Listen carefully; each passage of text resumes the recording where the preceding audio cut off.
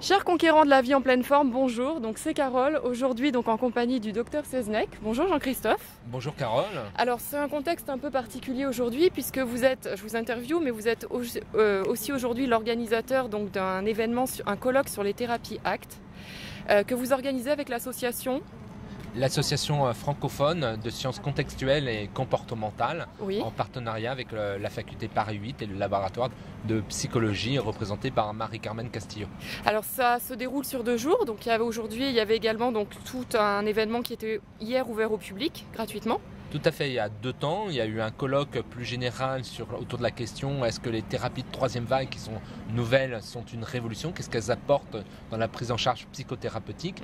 Et aujourd'hui, la journée spécifique de l'association, de la FCC, avec des ateliers, des présentations plus ciblées autour de l'acte.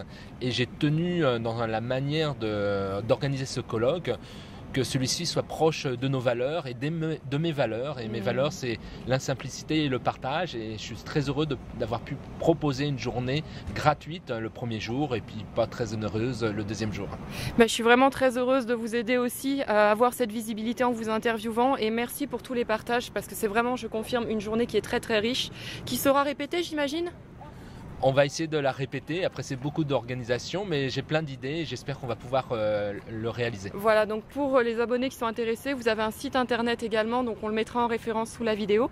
Donc aujourd'hui je vous rencontre à propos de votre ouvrage qui s'appelle, donc il y en a plusieurs, mais celui donc, pour lequel je vais vous interviewer, c'est J'arrête de lutter avec mon corps. Alors j'aimerais vous demander, est-ce que donc ce livre fait appel justement aux thérapies ACT pour arrêter de lutter, on va dire déjà dans un premier temps? Il est très inspiré des thérapies ACT, mais il y a une approche un peu intégrative. C'est-à-dire que j'ai mis des TCC classiques, un tout petit peu de psychanalyse, des thérapies systémiques, du thérapie de troisième vague avec la pleine conscience, pour essayer de proposer une approche intégrative, même si l'angle d'attaque, si je puis dire, est plus une thérapie ACT. Et pourquoi vous avez souhaité écrire sur ce sujet-là en particulier ?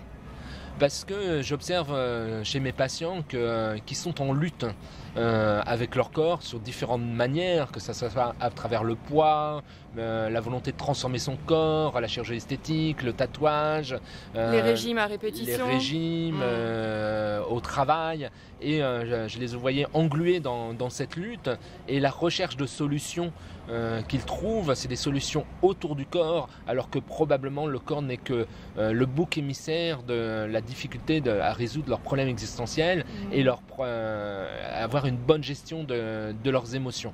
D'ailleurs, les termes que j'utilise, lutte, solution, tout ça, tous ces termes-là sont très empreints de thérapie ACT. Oui, et je peux vous dire que le livre va être en coup de cœur sur le blog parce que les valeurs sont vraiment en cohérence avec ce qu'on essaie de faire sur la télé bienveillante. Mais j'ai envie de vous demander du coup, si on arrête de lutter avec son corps, qu'est-ce qu'on fait ? Pour tout simplement être. Pour tout simplement surfer dans la vie et négocier la vie en fonction de ce qui est important pour soi. En fonction de ses valeurs ? En fonction de ses valeurs, en fonction de la personne qu'on souhaite être et avoir plus de flexibilité psychologique pour choisir dans quelle direction on souhaite aller, tenant compte des contraintes et de ce qui se propose à nous. Et du coup, quelles sont les étapes qui nous... Aujourd'hui, je prends par exemple une personne qui n'aimerait pas son corps, qui s'agresse avec des régimes, avec du sport à outrance.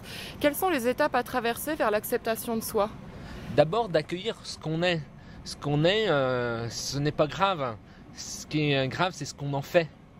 Et souvent, je dis que le corps, c'est comme un instrument de musique. Certains naissent avec une flûte traversière, d'autres avec une contrebasse. Mais de tous les instruments, on peut en tirer une jolie musique. Donc, plutôt que de pester contre le fait qu'on n'a pas l'instrument de musique que l'on souhaite, mais à moins de faire un procès à Dieu s'il existe, on ne peut pas en changer. Donc, cette lutte n'est pas fonctionnelle. Donc, on apprend aux gens que ça ne mène à rien, cette lutte, que la guerre n'amène qu'à la guerre. Oui. Et que ce qu'on a à faire, c'est de voir comment je peux composer avec ce corps. Et ce corps n'est qu'une partie de soi-même. Je dis souvent que le corps est comme un livre et c'est pas que la couverture qui fait la beauté de l'être humain que l'on est. Et qu'on a tout à fait la possibilité d'écrire une musique, d'écrire un texte dans le corps que l'on est, qui soit beau et qui soit en accord avec soi-même. Et cette beauté, comment on arrive à la voir quand on est peut-être trop focalisé sur ses imperfections ? Eh ben, c'est cette focalisation et souvent c'est nos émotions qui nous amènent dans cette lutte. Donc c'est à prendre conscience du mécanisme des émotions, de prendre l'information que nous procurent ces émotions et de savoir utiliser au mieux cette énergie que nous donnent nos émotions pour aller vers ce qui nous semble important pour nous. Finalement, le corps, c'est le ring existentiel et c'est une fausse bonne solution. Et ça devient très addictif. C'est-à-dire que ça soulage de lutter contre son corps pendant un instant, mais très vite la souffrance revient, donc on repart dans la lutte, et donc c'est une spirale non vertueuse dans laquelle on s'englue. On utilise beaucoup de métaphores dans les thérapies ACT, et l'une des métaphores, c'est la métaphore du sable mouvant. Quand on s'agite dans un sable mouvant, on s'enfonce de plus en plus. Dans la métaphore du sable mouvant, quand on est dans un sable mouvant, la première étape, c'est d'accueillir qu'on est dans un sable mouvant, si on ne veut pas s'enfoncer. Les thérapies ACT, je ne l'ai pas précisé, je vais peut-être vous laisser le faire pour cette interview. Donc, engagement et acceptation. C'est les thérapies de l'acceptation et de l'engagement. C'est les thérapies qui appartiennent à la famille des thérapies comportementales et cognitives. D'accord. Dites de troisième vague. C'est une cousine de la pleine conscience et de la méditation. C'est des thérapies qui sont très pragmatiques, très fonctionnelles, centrées dans l'instant présent et qui partent du principe que la souffrance est inhérente à la vie. Souvent, les gens sont en lutte parce qu'ils ne savent pas accueillir la souffrance et ils ne savent pas accueillir les émotions. Mais la souffrance, on la connaîtra tous. On aura tous des frustrations, on aura tous des décès, on aura tous des maladies, on aura tous des vols, il nous arrivera tous des événements de vie. Ce qu'on ne sait pas, c'est quand ça va nous arriver. Et nous sommes des êtres émotionnels. Or, j'ai observé qu'il y avait beaucoup de gens qui étaient en lutte contre les événements de vie et qui étaient en lutte contre les émotions. Ils en devenaient presque allergiques aux émotions. Donc, c'est surtout ne pas souffrir, si j'ai bien compris. Tout à fait. Or, la souffrance, elle existe. Ce qu'on peut travailler, c'est pas rajouter une double peine. Parce que double peine, c'est s'énerver contre ce qui nous arrive. Et ça dépend beaucoup de ce qu'on fait. Moi, j'aime bien la métaphore de Marie Curie. Marie Curie a laissé traîner des plaques radioactives dans son tiroir. Quand elle a découvert cette plaque, elle n'a pas dit « je suis nulle, je suis pas à la hauteur, vraiment, je vaux rien ». Elle s'y est intéressée. En s'y intéressant, elle a trouvé la radioactivité. Donc moi, je prône l'accident. L'accident est source de créativité et source de découverte. Et peut-être de gratitude ? Tout à fait. L'une des championnes du monde de la gratitude, je ne sais plus comment elle s'appelle, c'est une musicienne juive qui a connu Auschwitz et elle a survécu à Auschwitz. Maintenant, je crois qu'elle a plus de 100 ans parce que elle s'est connectée à ce qui était important pour elle quand elle était à Auschwitz. Pourtant, Auschwitz, c'était une horreur. Et elle a eu la chance d'être dans l'orchestre des musiciens d'Auschwitz. Et quand elle jouait sa musique dans l'orchestre des musiciens d'Auschwitz, elle remerciait cet instant-là qui, malgré cette horreur, lui permettait d'être connectée à ce qui était important pour elle, à sa musique. Et de ce fait-là, on sait que parmi les survivants d'Auschwitz, ceux qui sont sortis, c'est ceux qui arrivaient à prendre ce qui était important pour eux, malgré le contexte qui était plus qu'horrible. Je trouve ça absolument magnifique et très touchant ce qu'on partage là ensemble. Bon, je vais vous poser la question, mais je crois que j'ai déjà la réponse. Est-ce qu'on peut contrôler son corps ? Non, on peut composer. Le corps, c'est comme la mer, c'est fait de vagues. C'est une métaphore acte, la vie. Et le corps et les émotions sont comme des vagues. De lutter contre les vagues, on finit par boire la tasse. De vouloir comprendre pourquoi il y a des vagues, on peut faire une thèse jusqu'à la fin de sa vie. Nous, en thérapie ACT, on se dit qu'on peut peut-être apprendre à surfer les vagues et être concentré sur la vague qui nous arrive. Parce que si on pense à la vague suivante, on boit aussi la tasse pour aller vers la direction de ce qui est important pour nous et développer son propre style à négocier les vagues. Je crois que ce qui est dit beaucoup dans les conférences aujourd'hui, c'est donner un sens à sa vie, quelque chose qui nous inspire. Tout à fait, parce que la manière de surfer est propre à chacun. C'est pour ça qu'on parle beaucoup du contextualisme. Ce qui est important pour moi n'est pas forcément important pour vous, pour vos auditeurs.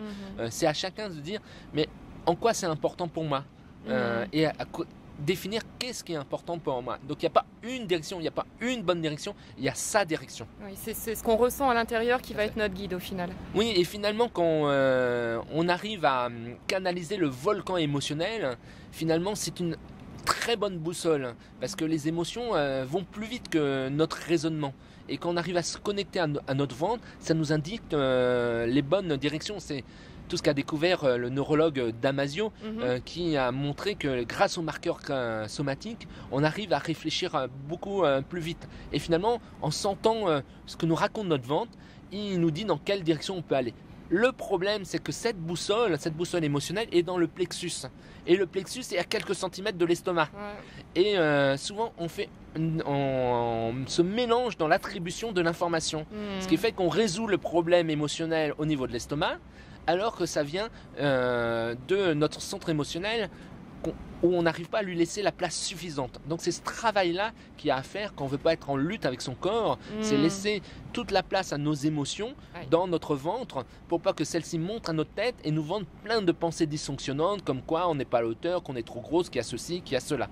Et j'imagine la difficulté, enfin le challenge que ça représente, parce qu'aujourd'hui aussi en France, montrer ses émotions, c'est être faible, être vulnérable, il y a des croyances aussi associées à ça. Tout à fait, il y a beaucoup de jugements, or les émotions nous aident à mieux raisonner. Toujours le livre d'Amasio qui est l'erreur de Descartes ou la raison des émotions, qui montre qu'on raisonne mieux même pour faire un problème de mathématiques grâce à nos émotions. Nos émotions sont une ressource extraordinaire. Ah, on pourrait demander son avis à Einstein?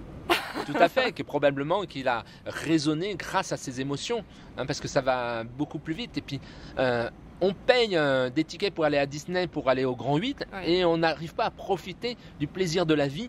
Que la vie est un véritable Grand 8, hein, et que toutes les émotions sont extrêmement utiles. Moi, j'encourage tous vos éditeurs à voir le film Vice Versa, qui montre dans ce dessin animé qui est sorti l'année dernière que toutes les émotions, même la tristesse, est utile. Barbara n'aurait pas été Barbara si elle n'avait pas connu la tristesse et la souffrance. Donc c'est pas ce qui nous arrive qui est important, c'est ce qu'on en fait. Oui, et puis peut-être qu'on se rencontrerait pas aujourd'hui si on n'avait pas eu des souffrances dans notre vie aussi. Tout à fait. Et tout le monde en a eu, moi j'en ai eu, vous en avez eu, vos auditeurs en ont eu. Et on est tous ensemble aujourd'hui. Ça n'empêche pas de profiter de la vie et de surfer cet instant-là. Exactement. Si je vous demandais une dernière question, quelle est la différence entre acceptation et résignation? J'ai beaucoup de personnes à qui ce mot acceptation fait peur parce qu'elles imaginent qu'elles vont devoir faire avec quelque chose qu'elles voient pourtant comme quelque chose qui les insatisfait dans le miroir. C'est accueillir pour composer. Pour être dans un dynamisme, c'est pas se soumettre et subir. C'est qu'est-ce que je peux faire? Comment je peux négocier cette situation pour garder contact avec ce qui est important pour moi, pour pouvoir avancer dans la direction qui m'est importante. Donc toujours ce qui est très important pour soi, ses valeurs, c'est vraiment un retour vers l'être au final. Tout à fait. C'est pour ça que l'image du surf est intéressante parce que si je me résigne à la vague, je me la prends dans la figure. Mais si je suis dans l'accueil, je la surfe pour aller dans une direction. Écoutez mes chers auditeurs, donc mes conquérants de la vie en pleine forme aujourd'hui, le conseil c'est de surfer. Profitez de votre vie et donc vous retrouverez toutes les références avec l'ouvrage de Jean-Christophe également sous la vidéo. Et puis on va leur souhaiter une très belle journée. On vous retrouve sur d'autres événements peut-être? Tout à fait. Je vais intervenir au congrès sur la pleine conscience à Toulouse le 20-21 novembre et où je vais parler de pleine conscience et clown parce que le clown est un surfeur freestyle de la vie. Et au congrès français de psychiatrie qui aura lieu à Lille fin novembre aussi, je vais présenter l'acte à mes confrères psychiatres parce que c'est très peu connu les thérapies actes auprès des psychiatres. C'est très nouveau en France et il y a la nécessité de diffuser cette nouvelle approche. Merci de nous avoir donné l'opportunité de les découvrir en votre compagnie. Merci à vous de votre intérêt et de votre accueil. Excellente journée, bye bye mes conquérants de la vie en pleine forme.